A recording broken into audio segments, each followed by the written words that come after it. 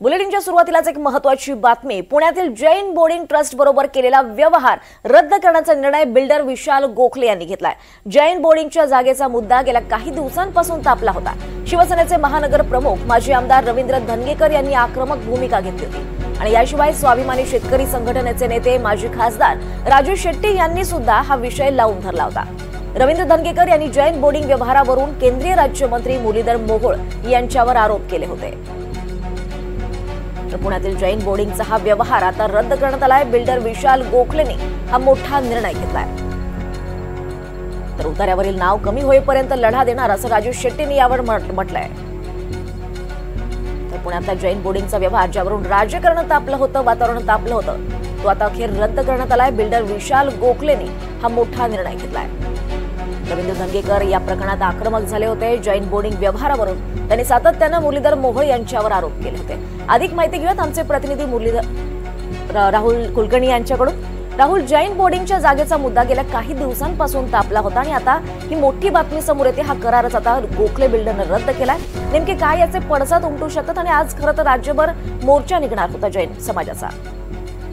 की तुझ्या बोलण्यामध्ये आधी जे मुरलीधर मोहोळांचं नाव आलं माझ्याऐवजी, तेच कारण आहे त्याच्यामध्ये की हे सत्ताधारी घटक पक्षाशी निगडीत आहे। कारण मुरलीधर मोहोळ यांचं नाव, भारतीय जनता पार्टीचा संबंध, यामुळे हे प्रकरण राज्यव्यापी झालं। या सगळ्या प्रकरणामध्ये केंद्रीय मंत्र्यांनी ज्या पद्धतीने हस्तक्षेप केल्याचा आरोप त्यांच्याच सहकारी घटक पक्षातले रवींद्र धनगेकर सातत्यानं करत होते। त्याच्यानंतर ते जेव्हा बोर्डिंगमध्ये गेले परवाच्या दिवशी, तेव्हाच हे स्पष्ट झालं होतं की याच्यात काहीतरी मोठी घडामोड घडेल। आज गोखलेंनी रात्री मेल केला। तो मेल केल्याचं त्यांनी कुणाला कळवलं तर त्यांनी मुरलीधर मोहोळांना कळवलं। मुरलीधर मोहोळांनी राजू शेट्टींना सांगितलं आणि मग राजू शेट्टींनी महाराष्ट्राला सांगितलं की या 230 कोटी रुपयाच्या व्यवहारातनं गोखले बाहेर पडलेले आहेत। हा जो मेल आता स्क्रीनवरती दिसतोय, त्या मेलमध्ये ते असं म्हणतात की हा व्यवहार मी नैतिकदृष्ट्या आणि सामाजिक परिस्थिती लक्षात घेऊन रद्द करत आहे। खरं म्हणजे त्यांनी मे महिन्यामध्ये जे प्रसिद्धीपत्रक गोखले कन्स्ट्रक्शनच्या वतीनं दिलं होतं, त्याच्यामध्ये असं म्हटलं होतं की किमान 2,500 कोटी रुपयाची उलाढाल होईल अशी एक जमीन आम्ही आता आमच्या गोखले कन्स्ट्रक्शनकडे आलेली आहे। आणि पुणेकरांसाठी आनंदाची बातमी की 7 कोटी रुपयाचा एक अपार्टमेंट अशा पद्धतीनं आम्ही तिथे कमर्शियल आणि रेसिडेन्शियल एस्टॅब्लिशमेंट करत आहोत।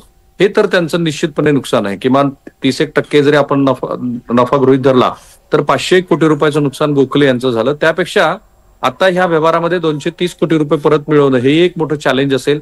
या मेलमध्ये ते म्हणतात की मी कायदेशीरदृष्ट्या जेवढं सहकार्य करणं अपेक्षित आहे तेवढं सगळं करेन, माझे पैसे परत द्यावेत। हा झाला गोखलेंच्या बाजू। पण व्यापक पातळीवरती जर बघितलं आपण तर एकनाथ शिंदे यांची शिवसेना आणि भारतीय जनता पार्टी यांची जी काही संघर्षाची नांदी नवी मुंबई पासून पुण्यात दिसत होते, त्याच्यामध्ये जैन बिल्डर बोर्डिंगचा विषय तापला होता आणि आता त्याच्यात मार्ग निघाला। कारण आता तशा अर्थाने ह्या व्यवहारातनं गोखले बाहेर पडल्यामुळं तो व्यवहार रद्द झाल्याचं जमा आहे। फक्त ते आता इथपर्यंत थांबतं की पुढे जातं। कारण राजू शेट्टीने असं म्हटलं की मूळ ट्रस्टीने हा व्यवहार रद्द करेपर्यंत की आम्हाला जमीन विकायची तोपर्यंत आमचं आंदोलन चालू राहील। धनगेकरांनी पण असं म्हटलं होतं की ह्या संदर्भामध्ये मी आज एक साखळी उपोषण करेल। जर आज ते आंदोलन पुन्हा सुरू राहिलं तर एका अर्थाने भारतीय जनता पार्टीची आणि मोहोळांची अडचण करण्याचाच प्रयत्न होताना दिसतोय आपल्याला, असं त्यांना वाटू शकतं त्यांच्या समर्थकांना। पण सगळ्यात मोठी ब्रेकिंग बातमी ही विशाल गोखले या व्यवहारातनं बाहेर पडले आणि त्यामुळे पुण्यात बिल्डर आणि राजकारणी हे जे नेक्ससची चर्चा सुरू झालेली होती त्याला कुठेतरी स्वल्पविराम मिळवण्याची शक्यता आता आहे। कारण तो पूर्णविराम तेव्हाच मिळेल जेव्हा राजू शेट्टी आणि मंडळीचं म्हणणं आहे की हा संपूर्ण विक्री व्यवहारच रद्द करावा। पण अलीकडच्या काळामध्ये भारतीय जनता पार्टी आणि मोहोळांची पुणे अंतर्गत जी अडचण झाली होती ती याच व्यवहारावरून झाल्याचं आपल्याला दिसत होतं। निश्चितच राहुल, आपण म्हटल्याप्रमाणे आता या प्रकरणात आणखी काय घडामोडी घडतात हे पाहणं महत्त्वाचं ठरणार आहे। धन्यवाद राहुल या सगळ्या सविस्तर माहितीसाठी।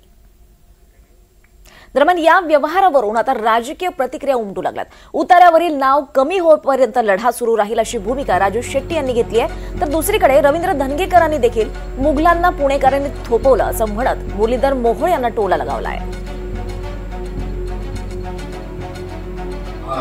रात्री 10:30च्या दरम्यान मला मुरलीधर अण्णा मोहोळ यांचा फोन आला आणि त्यांनी सांगितलं की आज जो काय बैठकीमध्ये ठरलेला आहे त्याचा आदर करून गोखले बिल्डर्स यांनी एच&डी ट्रस्टींना एक पत्र लिहिलेलं आहे, पत्र मेल केलेलं आहे आणि त्याच्यामध्ये हा संपूर्ण व्यवहार आम्ही रद्द करत आहोत आणि जे 230 कोटी रुपये त्यापोटी दिलेले आहेत ते आम्हाला परत द्यावेत अशी विनंती त्यांनी केली आहे.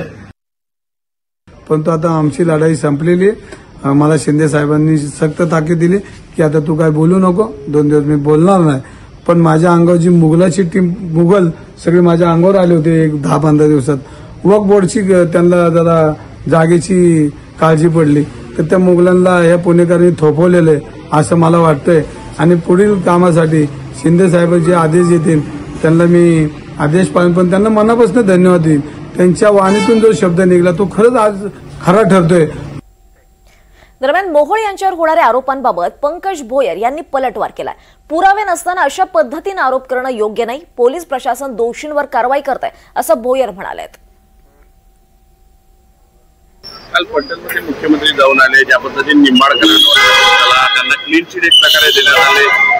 इकडे विरोधक आरोप करताय की मुख्यमंत्र्यांनी कशी नाही, काहीही प्रूफ हातात नसताना त्याच्यावरती कुणावरती आरोप करणं हे ठीक नाही. त्याच्यामुळे ते असा निर्णय घेण्यात आलेला आहे आणि जे कोणी दोषी आहे त्याच्यावरती पोलीस प्रशासनाने त्या ठिकाणी कारवाई केलेली आहे. दरम्यान आज राज्यातील 3 जिल्ह्यात जैन समाजाचा मोर्चा निघणार आहे. छत्रपती संभाजीनगर, नाशिक आणि अहिल्यानगरमध्ये जैन समाज मोर्चा काढणार आहे. छत्रपती संभाजीनगरमध्ये आज सकाळी 10 वाजता महावीर जैन मंदिर, राजा बाजारमधून विभागीय आयुक्त कार्यालयापर्यंत जैन समाजाचा मोर्चा निघेल. पुण्यातील H&D हॉस्टेल जमीन विक्रीत घोटाळा झाल्याच्या आरोपावर जैन समाजाचा भव्य मूक मोर्चा असणार आहे. नाशिकमध्येही पुण्यातील जैन समाजाच्या हॉस्टेल वादाच्या पार्श्वभूमीवर जैन समाज आक्रमक झालाय.